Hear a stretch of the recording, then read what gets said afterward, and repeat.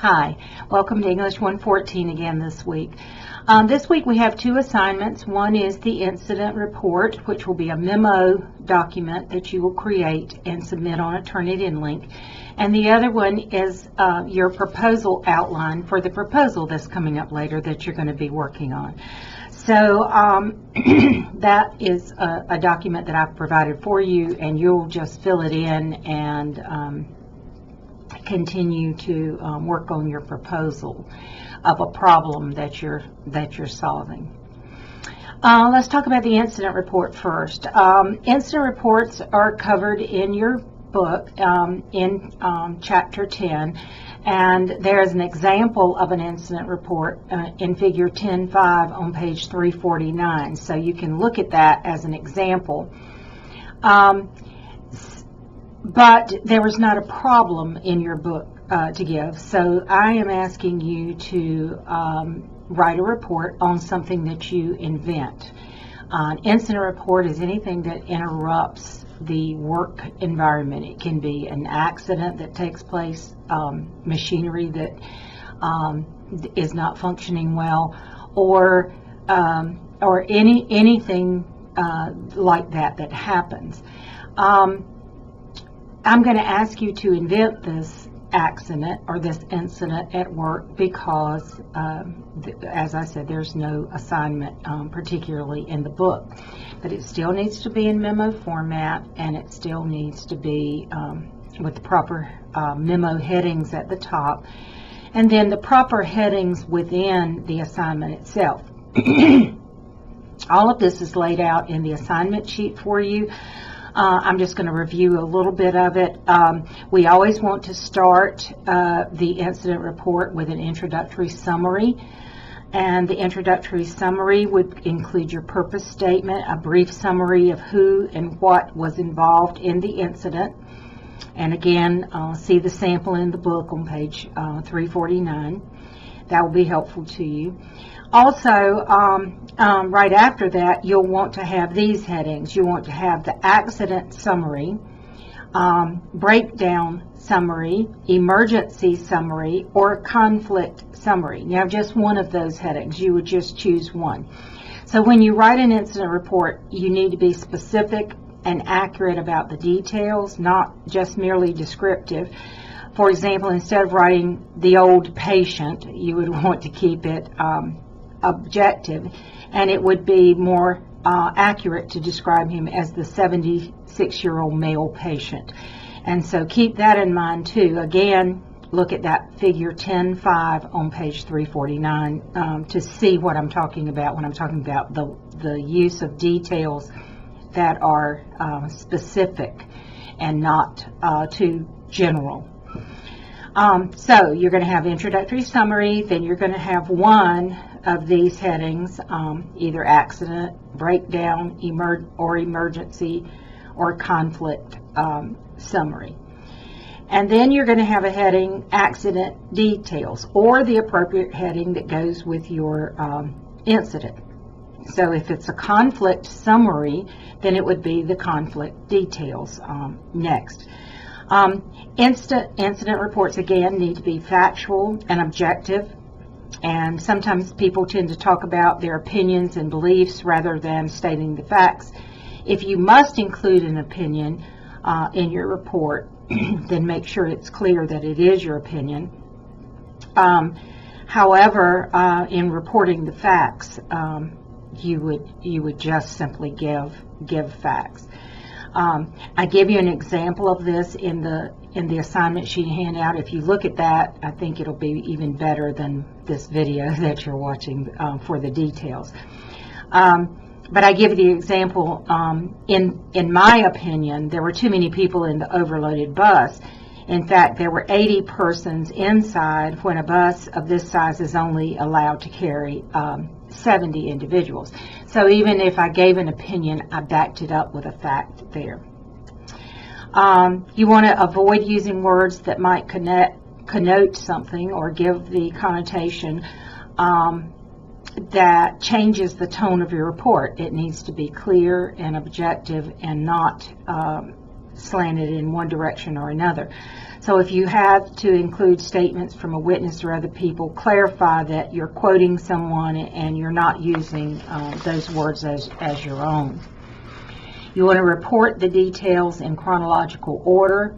State all the facts regarding who, what, when, how, why something happened without leaving out any important details. Another person that reads the report needs to be able to get answers to his or her questions without having to contact you for more information. So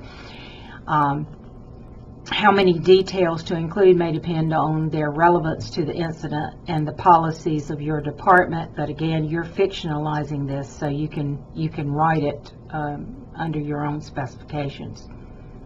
You want to itemize any expenses that resulted from the incident, such as property damage, medical expenses, loss of wages, disruption of service to customers, or anything like that happened.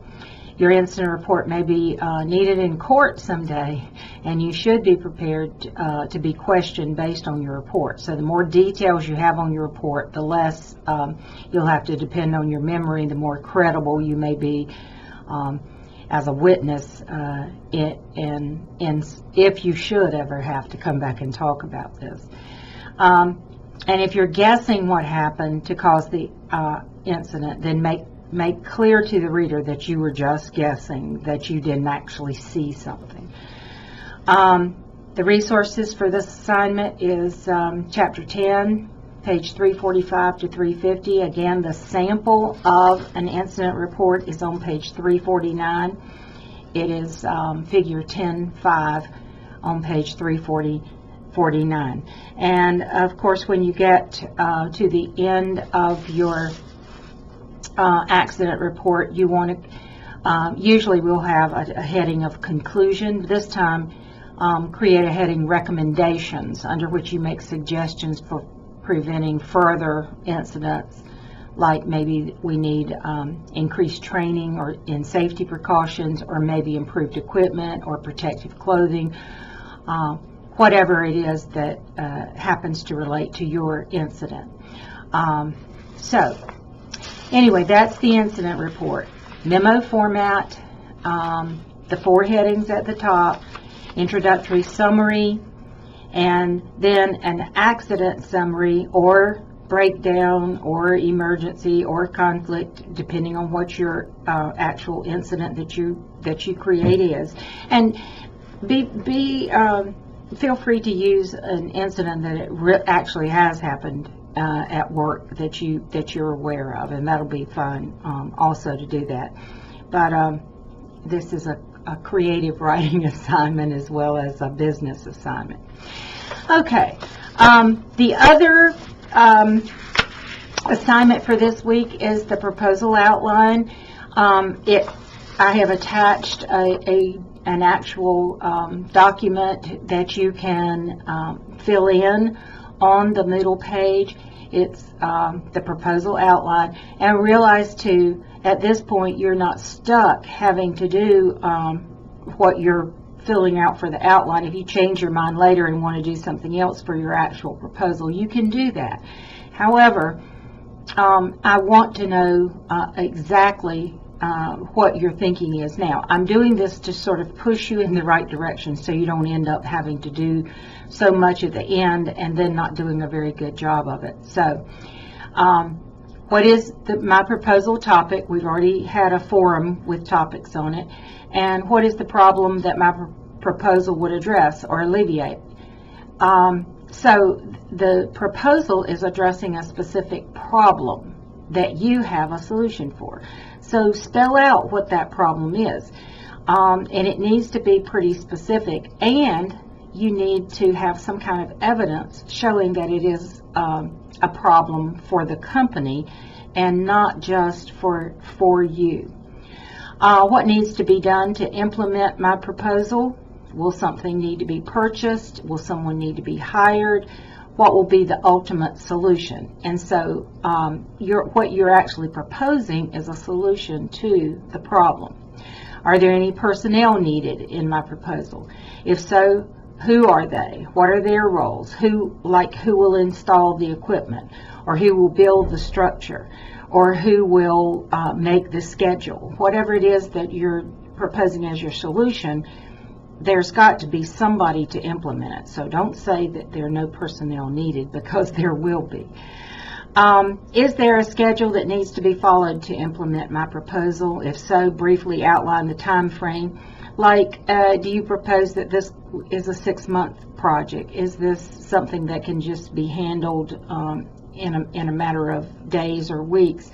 Or is this something that just requires a very simple procedure that you could just implement right away? But very often building something, constructing something, or redesigning something is going to take some adequate time to do that. Question 6 on your proposal outline, are there any costs, and what areas would these be in? So remember, even if it's just creating a sign to put up or something, there's going to be some expense to it. Very rarely is there a proposal, a solution to a problem that's not going to cost something. It might be minor costs, but it'll be something. Who will be the recipient of the proposal? In other words, who's going to make the decision about whether to implement your solution to the problem?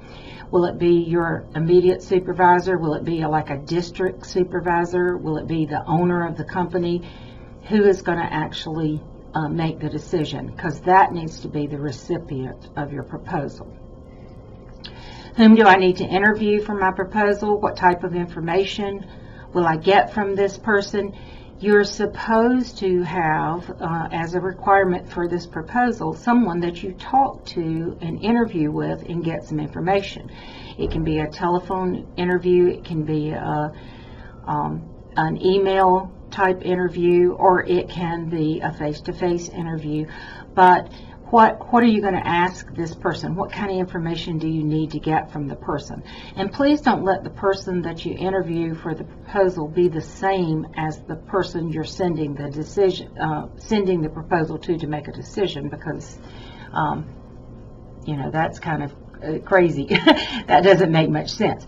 So get your information to back you up in your proposal. Sometimes you want to get information to know about prices, or images that you want to use, or sometimes you want to interview someone to get information to back you up that this is indeed a problem. So the interview can be for multiple purposes, but make sure you know who you need to interview and what information you need to get from them. Question 9, what other types of research do I need to complete to make my report convincing? Remember, you've got to convince the person that you're sending the proposal to that there is a problem, there's a need for a solution, and that you have the great solution that they need to accept. So be sure and include that on your outline. And then number 10, what type of visual or graphic do I intend to use in my report? Another requirement of this report is that you use some kind of visual or graphic. It could be a pie chart, it could be a table, it could be a photograph of something. Maybe you're proposing to buy some equipment and you find a picture of the equipment that you want to buy on a website. Those are the types of things that you'll add to your report that will be a visual aid to the report.